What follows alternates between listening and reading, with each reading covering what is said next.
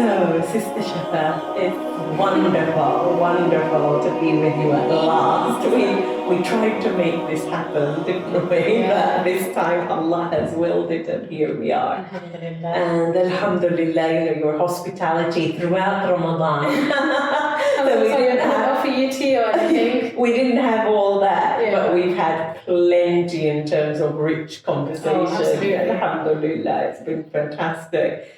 So I'm just wondering if you would like to share once again, if you could, all the challenges, maybe some of the apprehensions that went through your mind before you came, and what you've achieved. Definitely.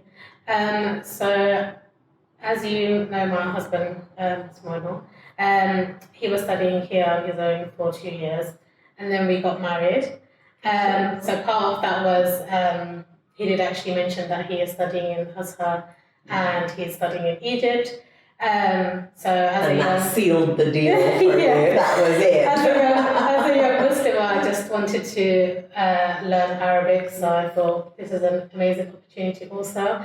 And somebody who has kind of similar mindset to me is to understand that going to Egypt to learn Arabic is not something so extreme. A lot of people, especially in the UK, think that it's quite extreme what we're doing, whereas for us, it's kind of normal, or it should be encouraged more. And I wish more people actually did come out to these places to learn Arabic or the Deen, or do their hifz or do their Quran, because I think it's an amazing opportunity since coming here. So I came with not a single word of Arabic. Really? So that was interesting. But alhamdulillah, because my husband knew Arabic, he made it easy for me. So it wasn't completely thrown in deep end, but of course we had our challenges. And I enrolled into a markaz. So I went to markaz Fajr initially. And it was fun because they don't speak a word of English. So they're teaching me Arabic. Sign language. Yes, a lot. So they're teaching me Arabic with Arabic. So it was a complete different experience, but I think that it helped a lot more than learning Arabic with English. So it was a really, really fun experience. Immersive experience. Definitely. So we have our little struggles here and there, especially when you come to Egypt. Anyone who's traveled to Egypt, I'm sure sometimes you just kind of feel a bit unwell, Right. especially when you first Cairo come here. belly or something. And so we have these little struggles, but alhamdulillah.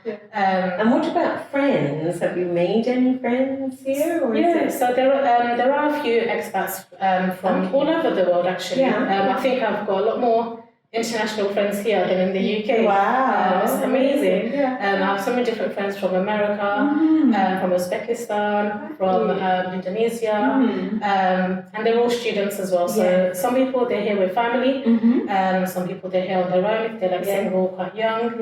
And it's amazing to see, especially in the markaz, as a woman, it's amazing to see that even, I've even had pregnant sisters still doing their exams, 9 months pregnant.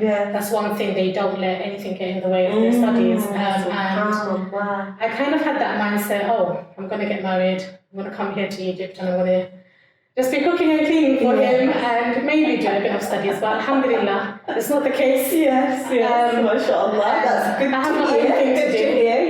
It's just here, everyone's very encouraging in terms of studying. Even if you're as a woman, even as a female, they encourage you to study so much, as in within the expat community. So you're not bored then, sounds like. So busy. So busy with my studies and then trying to do my Quran, trying to do some hifz. So it's been an amazing journey so far. And how do you cope without your parents and your brothers and sisters and wider family? I miss them all the time. But alhamdulillah, it's just one of those things that you have to do one sacrifice for something better. But I think I'd definitely call here home now. Wow. That's the honest truth. My heart always pulls for here. When I'm in the UK, although I miss my mum the most and my family. So it is kind of hard. So it's not as glamorous as it seems. We have to give up something for something better. But as soon as I'm in the UK and I've seen them for a while, I'm like, okay, we need to go home. So yeah. So do you think it's about the reason for that pull back to home, your second home? Yeah. Do you think that's being in a Muslim majority country, or is it Egypt specifically? I mean, do you think that you would feel that if you were in Saudi? What is it about Egypt in particular? I honestly think it's where we live as well. There's a lot of students around here. And I think it's more of the student kind of vibes, the student environment. And I don't know what it is, just my heart pulls for here now. Just hearing the adhan 5 times a day. Yes, I just have to say that makes such a difference. The Qur'an here, I've changed like my favourite Qur'an reciters now, it's just all Egyptian based. I just love how they recite the Qur'an. And they're very warm people. They really are.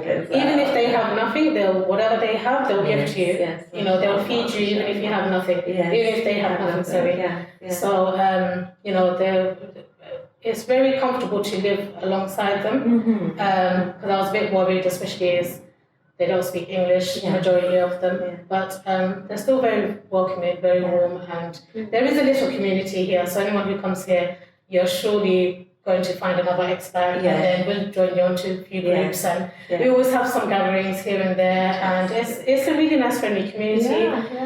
Even mothers who have children, very young children, they still go to study. It's really nice. Or you can have even a private teacher come to your house, because you have that flexibility here where you don't necessarily have to go out to a markaz. You can maybe just have a private female teacher come to your house.